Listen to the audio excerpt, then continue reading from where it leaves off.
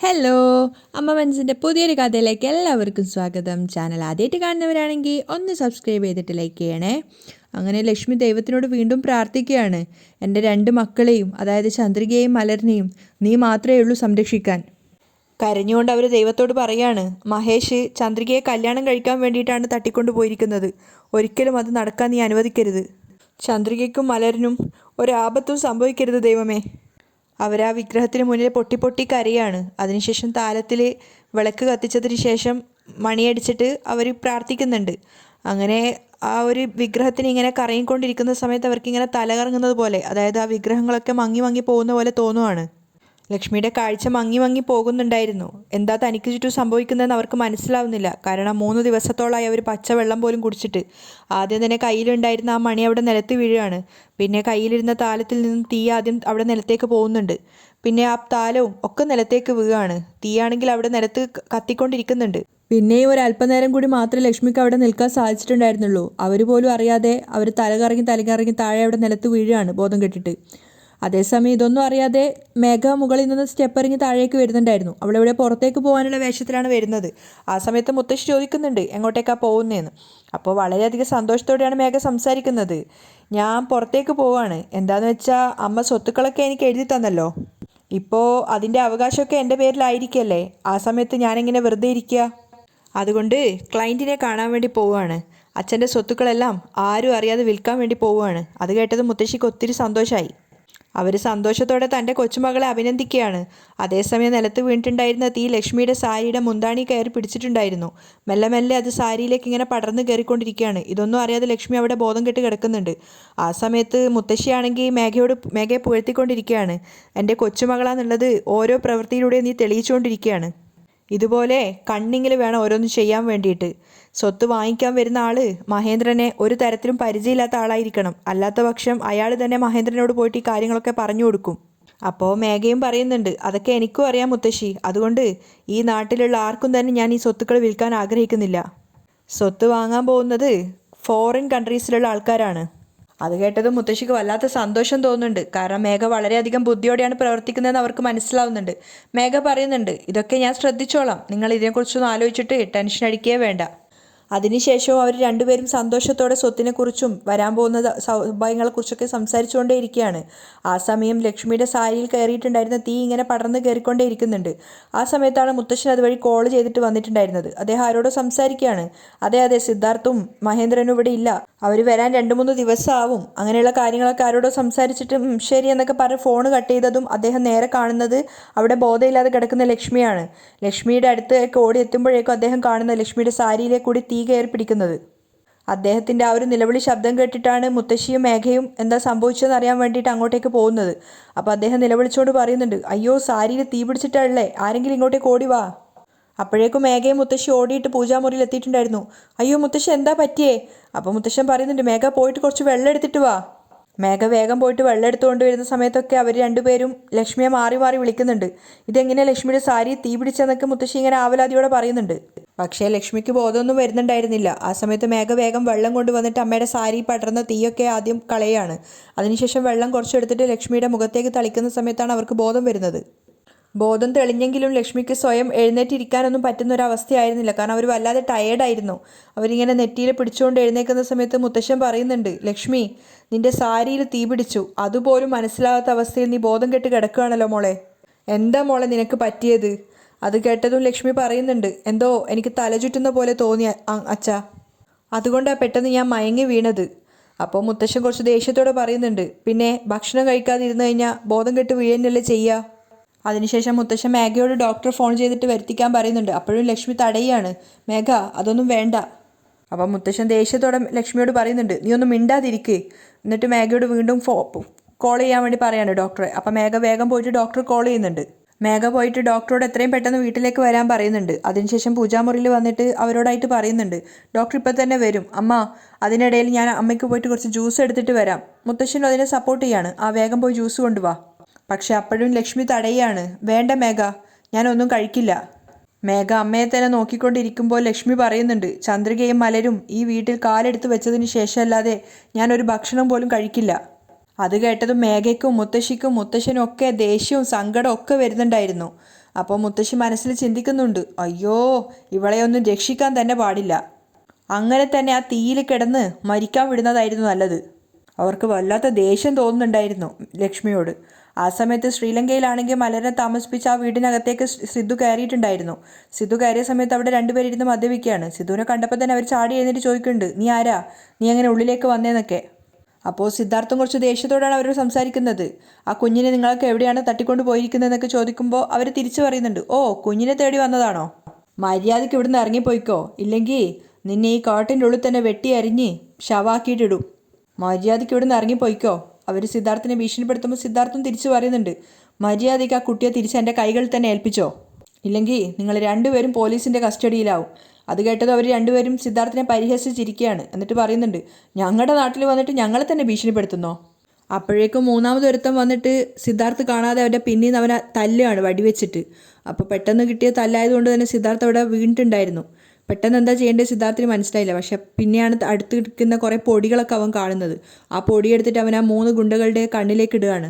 പെട്ടെന്ന് അവരെ ആക്രമിച്ചത് കാരണം അവർക്കും പെട്ടെന്ന് കണ്ണ് കാണുന്നില്ല. അങ്ങനെ കണ്ണ് കാണുന്നില്ലെങ്കിൽ അവരൊക്കെ സിദ്ധാർത്ഥമായിട്ട് തല്ലുണ്ടാക്കുന്നുണ്ട്. അവരെ 3 പേരെയും സിദ്ധാർത്ഥ് തല്ലി ഒതുക്കുകയാണ്. മാത്രമല്ല ആ വടിവെച്ചിട്ട് സിദ്ധാർത്ഥിനെ തല്ലിയവൻ്റെ കയ്യിൽ നിന്നും വടി വാങ്ങിയിട്ടാണ് പിന്നീട് സിദ്ധാർത്ഥ് അവരെയൊക്കെ തല്ലുന്നത്. 3 പേരെയും തല്ലി ചതച്ച് താഴെ ഇട്ടതിന് ശേഷം സിദ്ധാർത്ഥ് ഓരോ മുറിയുടെയും വാതിൽ തുറന്ന് നോക്കുകയാണ്. പക്ഷേ ഒരു മുറിയിലും മലറിനെ അവന് കണ്ടു കിട്ടുന്നില്ല. ആ സമയത്ത് മേഘ ദേഷ്യത്തോടെ അമ്മയോട് ചോദിക്കുന്നുണ്ട്, അയ്യോ എന്താ അമ്മ, ചന്ദ്രികയും മലറിനെയും കടത്തിക്കൊണ്ട് പോയത് തീവ്രവാദികളോ മറ്റോ ആണോ?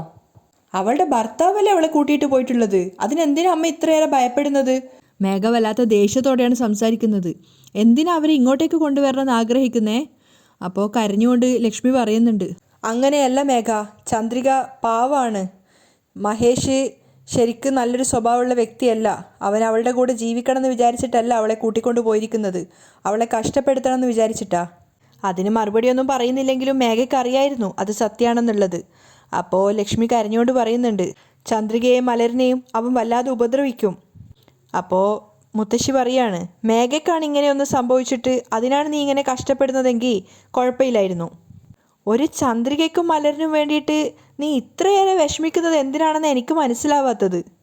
അപ്പോൾ ലക്ഷ്മി കരഞ്ഞുകൊണ്ട് തല താഴ്ത്തുകയാണ്. എന്നിട്ട് അവർ മനസ്സിൽ വിചാരിക്കുന്നുണ്ട്, ചന്ദ്രികയും മലരും വേറെ ആരുമല്ല, എൻ്റെ മോളും എൻ്റെ പേരക്കുട്ടിയുമാണ്. അവർ കരഞ്ഞുകൊണ്ട് അവിടെ ഇരിക്കുമ്പോൾ മേഘയോട് മുത്തശ്ശൻ പറയുന്നുണ്ട്, മോളെ നീ ലക്ഷ്മിയെ മുകളിൽ മുറിയിലേക്ക് കൂട്ടിയിട്ട് പോ, ഡോക്ടർ വന്നു കഴിഞ്ഞാൽ ഞാൻ കൂട്ടിയിട്ട് അങ്ങോട്ടേക്ക് വരാം. മേഘയും മുത്തശ്ശിയും ചേർന്നിട്ട് ലക്ഷ്മിയെ എഴുന്നേക്കാൻ സഹായിക്കുകയാണ്. അവർക്ക് വല്ലാതെ തലകറങ്ങുന്നുണ്ടായിരുന്നു. അവർക്ക് സ്വന്തമായിട്ട് നടക്കാൻ പോലും സാധിക്കുന്നുണ്ടായിരുന്നില്ല, അത്രയേറെ ടയേർഡാണ്. അങ്ങനെ അവർ രണ്ടുപേരും പിടിച്ച് കൂട്ടി എഴുന്നേൽപ്പിച്ചിട്ട് മുകളിൽ മുറിയിൽ കൊണ്ടാക്കുകയാണ്.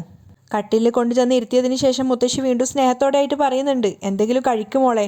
അപ്പോൾ ലക്ഷ്മി വീണ്ടും പറയാണ്, വേണ്ട ചെറിയമ്മേ. മേഘയാണെങ്കിൽ വേഗം പോയിട്ട് ജ്യൂസ് എടുത്തുകൊണ്ട് വന്നിട്ട് അമ്മയോട് പറയുന്നുണ്ട്, അമ്മ ഈ ജ്യൂസെങ്കിലും കുടിക്കമ്മേ. വേണ്ട മേഘ, എനിക്ക് വേണ്ട, പറഞ്ഞാൽ കേക്ക്, ലക്ഷ്മി അവരോട് യാചിക്കുകയാണ്. അപ്പോഴേക്കും ഡോക്ടർ വന്നിട്ടുണ്ടായിരുന്നു. ഡോക്ടറെയും കൂട്ടിയിട്ട് മുത്തശ്ശൻ മുറിയിലേക്ക് വന്നിട്ട് ഡോക്ടർ വേഗം തന്നെ ലക്ഷ്മിയെ പരിശോധിക്കുകയാണ്. ആ സമയത്ത് പരിശോധനയൊക്കെ കഴിഞ്ഞപ്പോൾ മേഘ പറയുന്നുണ്ട്, ഡോക്ടർ 2-3 ദിവസമായി പച്ചവെള്ളം പോലും കുടിച്ചിട്ട്, ഞങ്ങൾ എത്രയൊക്കെ പറഞ്ഞിട്ടും അമ്മ കേൾക്കുന്നില്ല. അപ്പോൾ ഡോക്ടർ ലക്ഷ്മിയോട് പറയുന്നുണ്ട്, ഇങ്ങോട്ട് നോക്ക്, ഇങ്ങനെ തന്നെ നിൽക്കുകയാണെങ്കിൽ നിങ്ങൾക്ക് ഇനി ഡ്രിപ്പ് ഇടേണ്ട അവസ്ഥ വരും. നിങ്ങളുടെ ശരീരത്തിലെ വാട്ടർ കണ്ടൻറ്റ് കുറഞ്ഞുകൊണ്ടേ ഇരിക്കുകയാണ്. ഈ ജ്യൂസെങ്കിലും ദയവ് ചെയ്ത് നിങ്ങളൊന്ന് കുടിക്ക്. അപ്പോൾ വിഷമത്തോടു കൂടി ലക്ഷ്മി പറയുന്നുണ്ട്, ഇല്ല ഡോക്ടർ, ഞാൻ ദൈവത്തിന് മുന്നിൽ വ്രതം എടുത്തിരിക്കുകയാണ്, അതിനെ മറികടന്ന് എനിക്കൊന്നും ചെയ്യാൻ സാധിക്കില്ല. അപ്പോൾ മേഘ ചോദിക്കുന്നുണ്ട് ദേഷ്യത്തോടെ, എന്താ അമ്മ ഇത്, ഈ ഒരു കാലഘട്ടത്തിൽ എന്താ ഈ പറയുന്നത്, നേർച്ച, കടം, വ്രതം എന്നൊക്കെ പറഞ്ഞിട്ട് ഒരുമാതിരി ബുദ്ധിയില്ലാത്തതുപോലെ സംസാരിക്കല്ലേ. ഡോക്ടർ പറയുന്നത് കേൾക്കമ്മ, ഇല്ലെങ്കിൽ നിങ്ങളെ രക്ഷപ്പെടുത്തുന്നത് തന്നെ വല്ലാത്ത റിസ്ക് ആയിട്ട് മാറും അമ്മ. അപ്പോൾ ഡോക്ടറും പറയുന്നുണ്ട്, ഇന്ന് വൈകുന്നേരത്തിനകം നിങ്ങൾ എന്തെങ്കിലും ഭക്ഷണം കഴിച്ചിട്ടുണ്ടായിരിക്കണം, അല്ലെങ്കിൽ നാളത്തേക്ക് നിങ്ങളുടെ കണ്ടീഷൻ വളരെയധികം മോശമായിരിക്കും. അത്രമാത്രമേ എനിക്ക് പറയാനുള്ളൂ. നിങ്ങളിങ്ങനെ വിഷമിച്ചിരുന്നു കഴിഞ്ഞാൽ മഹേന്ദ്ര സാറിന് അത് ഒരുപാട് ബാധിക്കും. അതെന്തായാലും നിങ്ങൾ ആലോചിച്ചോളൂ. അപ്പോൾ ലക്ഷ്മി പറയുന്നുണ്ട്, എനിക്ക് എന്തായാലും കുഴപ്പമില്ല. അത് കേൾക്കും തോറും മേഘയ്ക്കും മുത്തശ്ശിക്കും വല്ലാത്ത ദേഷ്യം വരികയാണ്. അങ്ങനെ ഡോക്ടർ യാത്ര പറഞ്ഞിട്ട് അവിടുന്ന് പോകുന്നുണ്ട്. മുത്തശ്ശി വീണ്ടും ജ്യൂസ് എടുത്തിട്ട് ലക്ഷ്മിക്ക് നേരെ നീട്ടുകയാണ്. കുറച്ചെങ്കിലും കുടിക്ക് ലക്ഷ്മി, എന്തിനാ ലക്ഷ്മി ഇങ്ങനെയൊക്കെ ചെയ്യുന്നത്? പക്ഷേ ലക്ഷ്മി തലതാഴ്ത്തിയിരിക്കുന്ന കണ്ടപ്പോൾ മേഘ ദേഷ്യത്തോടെ മുത്തശ്ശിയെ നോക്കുന്നുണ്ട്. മുത്തശ്ശിയും അതുപോലെ തന്നെ ആ ജ്യൂസ് അവിടെ വെച്ചിട്ട് ഇറങ്ങി വരികയാണ് രണ്ടുപേരും. ലക്ഷ്മി നിറഞ്ഞ കണ്ണുകളോടെ ചന്ദ്രികയും മലരിനെ ആലോചിച്ചുകൊണ്ടിരിക്കുകയാണ്. അതേസമയം താഴെ വന്നിട്ട് മുത്തശ്ശി മേഘയോട് പറയുന്നുണ്ട്, മേഘ, ചന്ദ്രികയ്ക്ക് വേണ്ടിയിട്ടും മലറിന് വേണ്ടിയിട്ടും ഇവൾ ഇങ്ങനെയൊക്കെ വാശി പിടിക്കുന്ന കാണുമ്പോൾ എനിക്ക് നല്ല സംശയം തോന്നുന്നുണ്ട്. ഒരുപക്ഷേ ഇനി അവൾക്ക് സത്യങ്ങളൊക്കെ മനസ്സിലായി കാണുമോ? അപ്പോൾ മേഘ ചോദിക്കുന്നുണ്ട്, സത്യം മനസ്സിലായെങ്കിൽ പിന്നെ അമ്മ എങ്ങനെയാ സ്വത്തുക്കൾ എൻ്റെ പേരിൽ എഴുതി തരിക? അവളാണ് മകളെന്ന് അറിഞ്ഞിട്ടുണ്ടെങ്കിൽ ഒരു കാരണവശാലും അമ്മ ഈ സ്വത്തുക്കളൊന്നും എനിക്ക് തരില്ലായിരുന്നു. പറയാതെ തന്നെ അമ്മയ്ക്ക് ചന്ദ്രികയെയും മലരിനെയും ഒരുപാട് ഇഷ്ടമാണ്. കാരണം നമ്മുടെ വീട്ടിൽ നമ്മളൊരു പട്ടിയെയോ പൂച്ചയോ ഒക്കെ വളർത്തുകയാണെങ്കിൽ നമ്മൾ അതിനെ ഒരുപാട് സ്നേഹിക്കില്ലേ? ഒരുപക്ഷെ പെട്ടെന്നൊരു ദിവസം അവരെ കാണാതെ ആയിക്കഴിഞ്ഞാൽ നമുക്കത് വല്ലാതെ ഫീൽ ചെയ്യുകയും ചെയ്യും. അവർ നഷ്ടപ്പെട്ടല്ലോ എന്ന് വിചാരിച്ച് നമ്മൾ വെറുതെ ഇരിക്കുമോ? അതിൻ്റെ പിന്നാലെ നമ്മൾ പോവില്ലേ ആ പട്ടിയെയും പൂച്ചയും കണ്ടുപിടിക്കുന്നത് വരെ? അത്രയേ ഉള്ളൂ ഇതും. കാരണം ചന്ദ്രികയെയും മലരിനെയും അമ്മ അതുപോലെയാണ് സ്നേഹിക്കുന്നത്. അതൊക്കെ കേട്ടിട്ട് മുത്തശ്ശി പറയുന്നുണ്ട്, നീ പറയുന്നതും ശരി തന്നെയാണ്, എന്നാലും എനിക്കെന്തൊക്കെയോ ചില സംശയം തോന്നുന്നു. പക്ഷെ മേഘ അതത്ര വലിയ കാര്യമായിട്ട് എടുക്കുന്നില്ല. അവൾ പറയുന്നുണ്ട്, അത് വിടും മുത്തശ്ശി, എന്തായാലും ഞാൻ പോയിട്ട് ആ ഫോറിൻ ക്ലയൻസിനെ കണ്ടിട്ട് വരാം.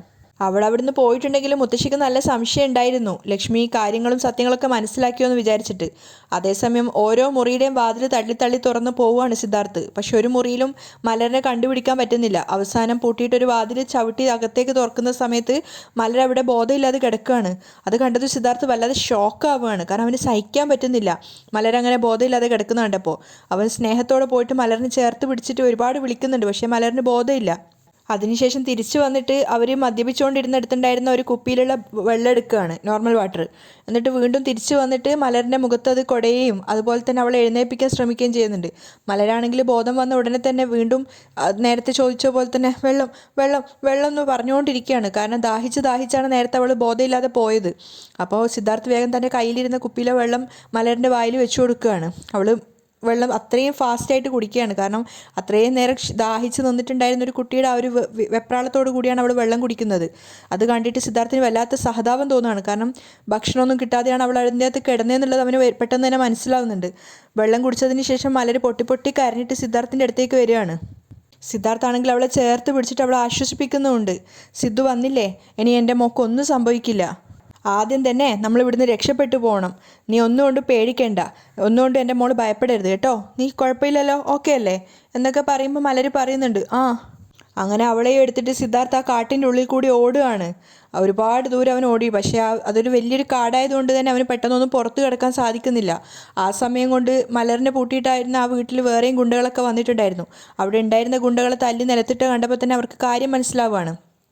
അതുകൊണ്ട് അവരെല്ലാവരും ആ കാട്ടിൽ സിദ്ധാർത്ഥിനെയും തിരഞ്ഞുകൊണ്ട് വീണ്ടും ഓടുന്നുണ്ട്. ഒരുപാട് ദൂരം മുന്നോട്ടേക്ക് പോയപ്പോഴേക്കും സിദ്ധാർത്ഥ് അവരുടെ കണ്ണിൽ പെടുന്നുമുണ്ട്. ആ സമയത്താണെങ്കിൽ ചന്ദ്രികയെ ഒരുക്കിയിട്ടുണ്ടായിരുന്ന ആ സ്ത്രീ കൂട്ടിക്കൊണ്ടുവന്ന പ്രകാരം ദിലീപ് അങ്ങോട്ട് വന്നിട്ടുണ്ട്. ദിലീപ് വന്നിട്ട് ചന്ദ്രികയോട് തട്ടിക്കയറുകയാണ്. എന്താ ചന്ദ്രിക ഇത്? മണ്ഡപം വരെ വന്നിട്ട് കല്യാണം കഴിക്കാൻ താലി കെട്ടാൻ സമ്മതിക്കില്ല എന്ന് പറഞ്ഞാൽ എന്താ അർത്ഥം? മുഹൂർത്തത്തിന് നേരായി, നിന്നെ പൂജാരി അവിടെ അന്വേഷിക്കുന്നുണ്ട്, വാ. ചന്ദ്രിക ദേഷ്യത്തോടെ ദിലീപനെ നോക്കുന്ന സമയത്ത് അവൻ പറയുന്നുണ്ട്, എന്താ സംസാരിക്കുകയൊന്നും ചെയ്യാതെ ഇങ്ങനെ മിണ്ടാതിരിക്കുന്നത്? എണീറ്റ് വാ എന്ന് പറഞ്ഞിട്ട് അവളുടെ കൈ കയറി പിടിക്കുകയാണ്. അപ്പോൾ ചന്ദ്രിക അവൻ്റെ കൈ കുടയുന്നുണ്ട്, കൈ വിടൻ്റെ. പക്ഷേ അത് വകവെക്കാതെ ദിലീപൻ വീണ്ടും അവളുടെ കയ്യിൽ ഇറുക്കി പിടിക്കുകയാണ്. എന്നിട്ട് അവളെ ബലമായിട്ടാണ് അവിടുന്ന് പിടിച്ചുകൊണ്ട് പോകുന്നത്. സിദ്ധാർത്ഥാണെങ്കിൽ ആ ഗുണ്ടകളുടെ കയ്യിൽ നിന്ന് രക്ഷപ്പെടാൻ വേണ്ടി മലറിനെ എടുത്തുകൊണ്ട് ഒരുപാട് ദൂരം ഓടി. പക്ഷേ ഇതിനു മുന്നേ മഹേഷ് പറഞ്ഞതുപോലെ തന്നെ അതൊരു വലിയ കാടായിരുന്നു, 100 ഏക്കറിനകത്തുള്ളൊരു കാട്. അതുകൊണ്ട് തന്നെ അവൻ എത്ര ഓടിയിട്ടും അവന് പുറത്തേക്ക് എത്താൻ സാധിക്കുന്നുണ്ടായിരുന്നില്ല. ഗുണ്ടകളാണെങ്കിൽ 3-4 പേരുണ്ട്. അവരെല്ലാവരും ഏകദേശം സിദ്ധാർത്ഥിൻ്റെ അടുത്ത് എത്താറായപ്പോഴേക്കും അവിടെ കണ്ടൊരു ചെറിയ കൂടാരത്തിനുള്ള പോലത്തെ ഒരു സ്ഥലത്ത് മലറിനെ അവനവിടെ സേഫായിട്ട് ഇരുത്തുകയാണ്. എന്നിട്ട് മലറിനോട് പറയുന്നുണ്ട്, മോള് ശബ്ദമൊന്നും ഉണ്ടാക്കരുത്, ഇവിടെ ഇരിക്ക്, സിദ്ധു പെട്ടെന്ന് തന്നെ വരാം. അതിനുശേഷം സിദ്ധാർത്ഥ് തനിയെ പോയിട്ട് അവരുമായിട്ട് ഫൈറ്റ് ചെയ്യാൻ വേണ്ടി പോവുകയാണ്. സിദ്ധാർത്ഥ് അവിടെ വലിയൊരു മരത്തിൻ്റെ പിന്നിൽ മറിഞ്ഞു നിന്ന സമയത്ത് ഗുണ്ടകളിൽ ഓരോരുത്തരായിട്ട് സിദ്ധാർത്ഥിനെ അന്വേഷിച്ചുകൊണ്ട് നടക്കുന്നുണ്ട്. അങ്ങനെ ഓരോരുത്തരായിട്ട് സിദ്ധാർത്ഥ് തല്ലി ഒതുക്കുന്നുണ്ടായിരുന്നു. അവിടെയാണ് ഇന്നത്തെ എപ്പിസോഡ് വൈൻഡപ്പ് ചെയ്യുന്നത്.